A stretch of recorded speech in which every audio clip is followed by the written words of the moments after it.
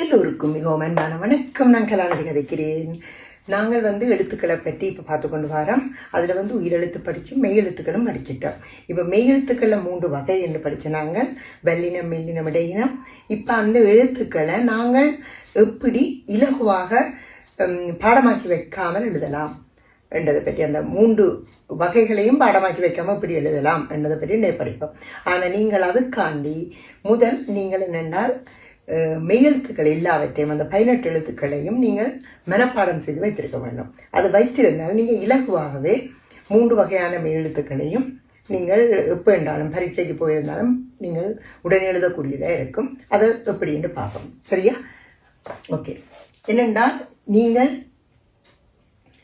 மெய்யெழுத்துக்களை பாடமாக்கி வச்சா இக்கென்னா, இங்கென்னா, இச்சென்னா, இஞ்சென்னா, இட்டென்னா, இண்ணென்னா, இத்தென்னா, இந்தென்னா, இப்பென்னா, உம்மென்னா, ஈயென்னா, இறென்னா, இல்லென்னா, உவ்வென்னா, ஏழென்னா, எள்ளென்னா, இச்சென்னா, இன்னென்னா, இப்படி நீங்கள் பாடமாக்கி வச்சா பிறகு நீங்கள் இலகுவாக எங்கே இருந்தாலும் பரீட்சையில் இருந்தாலும் நீங்கள் அந்த எழுத்துக்களை கண்டுபிடிக்கக்கூடியதாக இருக்கும்.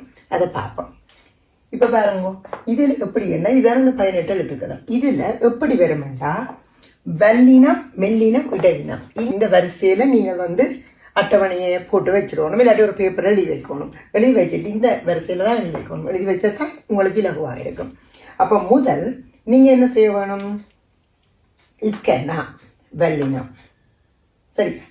இங்கன்னா பிங்கால இருக்கிறேன் மெல்லினம், சரியா?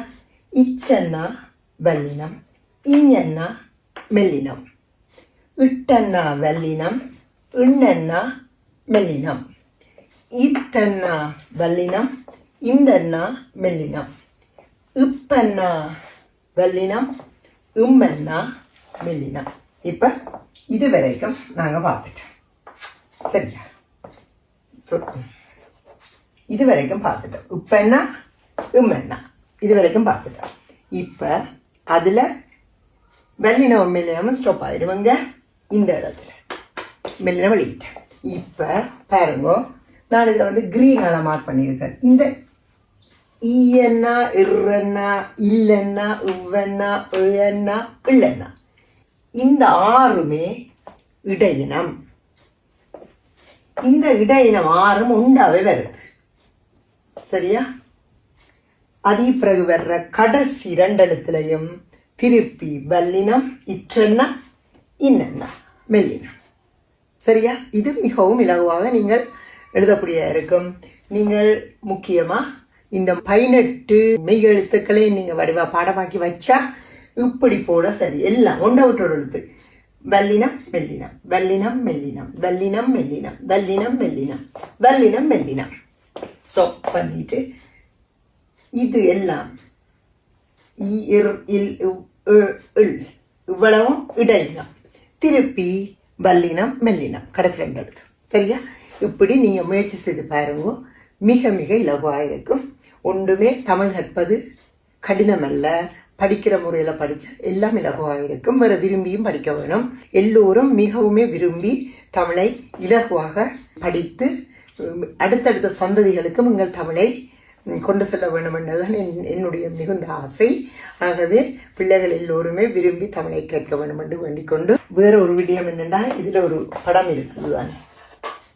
இது என்னுடைய பேரன். நான் இதை எழுதின பிறகு பூக்கீறி இருக்கிறேன். அவர் சொன்னவர் தான் தலகீழா பூக்கீறி இருக்கிறார். இது தடி, இதுல இல, பூ. சரியா? அவருக்கு 4.5 வயசு.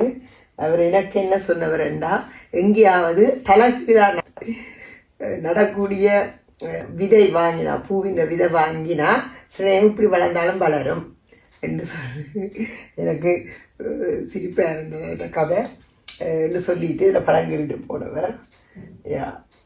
அது இதில் இருக்கு. நான் அழிக்கல என்றால் அவருக்கு இருந்ததும் அதில் இருக்கட்டுமே என்று விட்டார். அதான் இது விலங்குதான். இது தடி, இது இல்லை, இது பூ. எல்லோருக்குமே மிகவும் சிறந்தப்பட்டதாக அமைந்திருக்கிறது. மிக்க மிக்க நன்றி. வணக்கம்.